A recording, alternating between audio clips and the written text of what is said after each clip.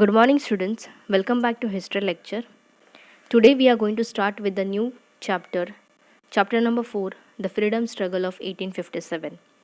If we are going to say in history, this freedom struggle of 1857 is very important because it gave inspiration for the freedom struggle in India, and that was the first start of struggle which was started in India. In this chapter, highlights the significance of freedom struggle that took place in 1857 in the freedom movement of India. The struggle of 1857 did not arise suddenly. There was growing discontent in the hearts of the peasants, artisans, farmers, Indian soldiers, and common man due to many economic, political, and social reasons caused by the British government. In previous lecture, we have seen effects of the British rule. There were some bad effects and there were some good effects. Because of the bad effects, there was a growing discontent in the hearts of the common man. Okay, and that is why this struggle has arisen in India. Now, what happened in 1857 struggle and what are the reasons or what are the causes behind that struggle that we are going to study in this lesson. So let's begin. In 1857, a great struggle took place in India which completely shook the British government. This struggle did not arise all of a sudden. Earlier, as well as many such struggles took place in India against the British. So, in 1857, a great struggle took place in India. And this struggle, as I told you, it was not appear sudden. There were many small struggles which took place in India against the government. But this 1857 struggle, it completely shook the British government. The scope of the struggle of 1857 and its background was taken into consideration by V.D. Savarkar in his book The Indian War of Independence 1857. Later, many revolutionaries got inspiration from it to fight against the British. And whatever happened are the important things of this freedom struggle of 1857 were taken into consideration by V.D. Savarkar, and he wrote one book, and the name of the book was The Indian War of Independence in 1857. And this book gave inspiration to many revolutionaries to fight against the Britishers. Now we are going to see what was the situation before the struggle of 1857. Struggle before 1857. At every place where the British rule was established in India, the local people had to bear the ill effects of British government. So wherever the British government was there, so the local people, they have to suffer a lot because of the British rule, because they were giving the bad treatment to the common people. They were harassing the people, and that is why there were ill effects of British government on local people. The Indians started feeling that they are exploited in every strata due to the company's rule. And the Indian people, they started feeling that we are being exploited, we are being harassed in strata or the categories. Like, for example, employment. As we all know, the Britishers were getting the higher position and Indian people were in the lower position. Then also, the farmers were harassed because they were forcing them to plant the cash crops. Also, the artisans, they become jobless. Why they become jobless? Because the Britishers, they started importing the goods from European countries and they were selling those goods in Indian market at very low prices. So it was not possible for Indian artists to match with Britishers. So all those manners, they feel that we are being harassed, we are being exploited in every strata due to the company's rule. This result in increase of discontent against the British rule, and that is why the Indian people, they have become very discontent or dissatisfied with the British rule. Farmers and common people become bankrupt during the company rule. So farmers and the common people, they become the bankrupt when the company rule was there, or when the British rule was there, they become the bankrupt. So the farmers become bankrupt. And why the farmer become bankrupt? Because if any natural calamities arrive, then also the farmer, they have to pay the tax. Even we have seen in the last chapter that the new land revenue policy was started, and according to that the measurement of the land was done, and on that basis of the tax was taken by the British government. So because of that, the farmers were exploited. The farmers become the bankrupt, as they have to pay the tax. That is why they started taking the loans from the saukars or the zamindars. Okay, and because of the natural calamities, their crops did not get the production from the farm, and that is why they were not able to pay the tax to the British government and also the money to the money lender, and that is why they become the bankrupt. As we have seen, the common people also become a bankrupt, as many common people, they lose the job, as many small industries from India, they were shut down. Why shut down? Because the Britishers, they were importing the goods from European countries which were machine made. So that is why the many small industries were shut down. Even they have to pay the tax, and they were not able to pay the tax, and that is why those many small industries were shut down, and many common people, they lose the job, and that is why the common people also become a bankrupt. In 1770, there was a major famine in Bengal provinces, but the British rulers were indifferent and insensitive towards the Indian people. So in the year 1770, there was a famine in Bengal provinces, but the British rulers, they behave indifferent. They were not sensitive towards the Indian people also. So during that time also, the British rulers were not behaving with the Indian people sensitively. From 1763 to 1857, the peasants of Bengal participated in the rebellion led by Sanyasi Fakir. Similarly, revolt took place in Gujarat, Rajasthan, Maharashtra and South India. Umaji Naik also gave a strong fight. He organized the Ramoshis and the local youth to revolt against the British. And because of all those things, there were small revolt were started in every small places. The first one was the peasants of Bengal participate in the rebellion led by Sanyasi Fakir. So the Bengal provinces, the peasants of Bengal, they revolted against the Britishers, and which that revolt or the rebellion was led by Sanyasi Fakir. Similarly, revolt took place in Gujarat provinces, in Rajasthan, Maharashtra and South India also. Umaji Naik, you can see the picture on your screen, or you can go to the page number 15 in your textbook. Umaji Naik also gave a strong fight. He organized Ramoshis and the local youth to revolt against the British.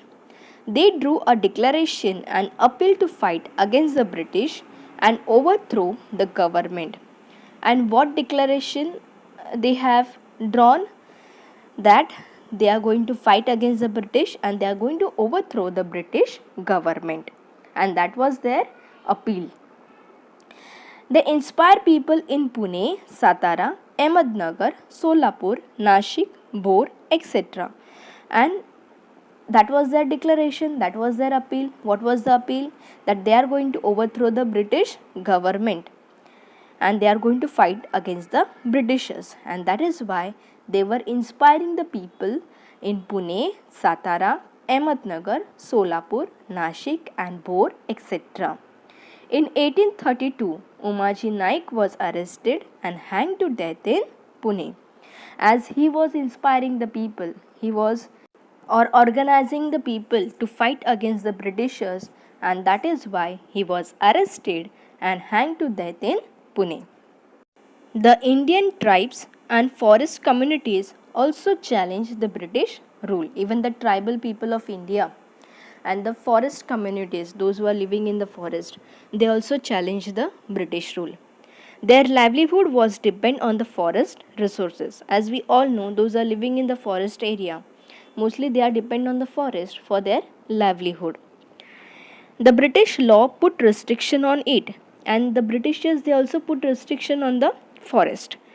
Consequently, Bihar, Kollam area of Chota Nagpur, Gonds of Odisha, Santhals of Bihar fought against the British.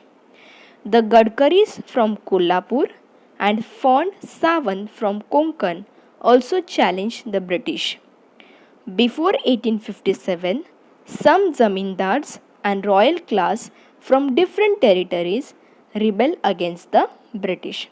Also, the zamindars and the royal means the upper class or the higher class people from different territories, they also rebel against the Britishers, as the Britishers were also harassing them, and that is why they also rebel against the Britishers. Next we are going to see, do you know, Paika rebellion. From medieval times there was a system of Paikas existing in Odisha. So there was a system of Paika in Odisha. The standing army of various independent kings were known as Paika.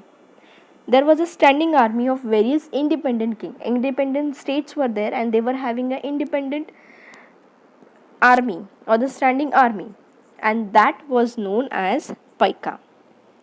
Rent-free lands were granted to them for cultivation by the king, and the king they used to give them a rent-free land, so they don't have to pay the rent to the king, as they were fighting for the king. And the Paikas earned their livelihood through it. So livelihood they were earning from that land. They were farming over there and they were earning from that land. In return, they were supposed to stand by king's side in case of eruption of war. And if any war situation is going to arrive, then those standing army or the Paikas, they have to stand beside the king and they will fight for the king. And in that they were given the rent-free land. In 1803, the English conquered the Odisha, or the British they conquered the Odisha. They took over the hereditary rent-free lands granted to the Paikas. Hereditary means like grandfather had got the land, so my father has got. Now after my father, I will get that land. That is called as a hereditary. So they were having that hereditary rent-free lands, which was granted to the Paikas by the kings. This made the Paikas angry. Why the Paikas become angry? Because the English, they conquered the Odisha, even they took the rent-free land which was under the Paikas. Similarly, common man's life had also become miserable because of rise in the salt price due to tax imposed on it by the British. Even the common man life become very miserable, very bad. Why? Because the Britishers they put tax on the salt also. As we all know, the salt is a natural commodity, and without salt we cannot imagine our food. So the Britishers were very smart. They also put tax on salt also. This resulted in an armed rebellion of Paikas against the British in 1817, and that is why the Paikas armed rebel against the British. So this is very important answer. On page number 20 you can see the exercise which is given on page number 20. Question number 2, the first question they have asked us, explain the following statement with reason. Why the Paikas made armed rebellion against the British? So here is your answer. In 1803, English conquered the Odisha. They took control over the hereditary rent-free lands granted to the Paikas. This made the Paikas angry. And similarly, the man's life had also become miserable because of rise in salt due to tax imposed on it by the British. And this result in an armed rebellion on the Paikas against the British in 1817. And this revolt was led by Bakshi Jaganbandhu Vidyadhar. Now we have seen that is all about the land. The farmers were revolting, the peasants of Bengals were revolting, even the common people, they were revolting against the Britishers, even the tribes, the people those are living in forest, so the forest communities, they were also revolting against the British. So now we are going to move to the army. In the army of East India Company, there was many Indian sipais. They were ill-treated by the company. Their salary and the allowances were very less compared to the British soldiers. In 1806 at Vellore and in 1824 at Barakpur, the revolt took up a fierce form. So, as I told you, not only the farmers, not only the common people were harassed by the Britishers, but even the soldiers were harassed by the British government, as they were getting the ill treatment by the company. Their salary were also very low compared to the British soldiers. Even the allowances like holiday or the working hours facilities. So all those allowances were also very less for the Indian people or the Indian soldiers compared to the British soldiers. And that is why in 1806 at Vellore and 1824 at Barakpur, the revolt took up a fierce form. Fierce means very bad or aggressive form. All these rebellions took place in their respective territories. So all those revolts took place in their respective territories. For example, in the Bengal provinces, in Gujarat provinces, in Maharashtra provinces. So in their territories itself only those revolt took place. They were local in nature and single-handed. So their nature of the revolt was local and it was single-handed. And that is why the British forcibly broke down the revolts.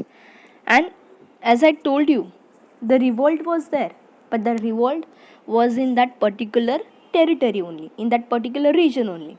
And it was local in nature and it was handled by the single person. And that is why it was easy for the Britishers to break down the revolt. Public unhappiness was suppressed, but it did not vanish. This anger burst out in the freedom struggle of 1857. So by breaking down this revolt by the Britishers, they suppressed the unhappiness of the public or the people. So whatever the unhappiness was there in the people's mind, they suppressed that, but they couldn't able to vanish. Vanish means completely gone. So the Britishers, they cannot remove that completely from the people's mind. And that is why this anger of the people was burst into the freedom struggle of 1857. At various places, the rebellion took place against the British. So at the different places, the revolt against the British took place. The discontent in the minds of diverse classes blows out in the form of this struggle, and its outbreak was in the form of an armed rebellion. So the discontent means unhappiness or the sad in the minds of people, as they were not happy because of the Britishers. So the diverse means the different classes, blow out in the form of the struggle, as people were not happy with the British rule. So the different classes or the different class people, they blow out in the form of this struggle. or they rise in the form of struggle, and its outbreak was in the form of an armed rebellion. And when they rise in the form of struggle, that was outbreak in the form of armed rebellion. Now we are going to see the causes for the struggle of 1857. During pre-British period, there were many kingdoms in India. Whatever changes took place at the center never affect the village system. So, during pre means before Britishers, there were many kingdoms in India. Many kings were ruling in India, and whatever changes happened at the center were never affecting at the village system. The village system continued as it is. But the Britishers, they changed the prevalent system and tried to set up a new system. So, the Britishers, they tried to change the system which was earlier, and they tried to set up a new system. Looking at the changing nature of village system created a feeling of instability and insecurity in the minds of people. And because of all those changes happening in the nature of the village system, it creates the feeling of instability. It is not stable, and insecurity, not secure, or the not security in the minds of the people. The people were thinking that now we are no more secure or we are no more stable, and that feeling was rose in the minds of people. So that's all. In the next lecture we are going to see what are the main causes for the struggle of 1857.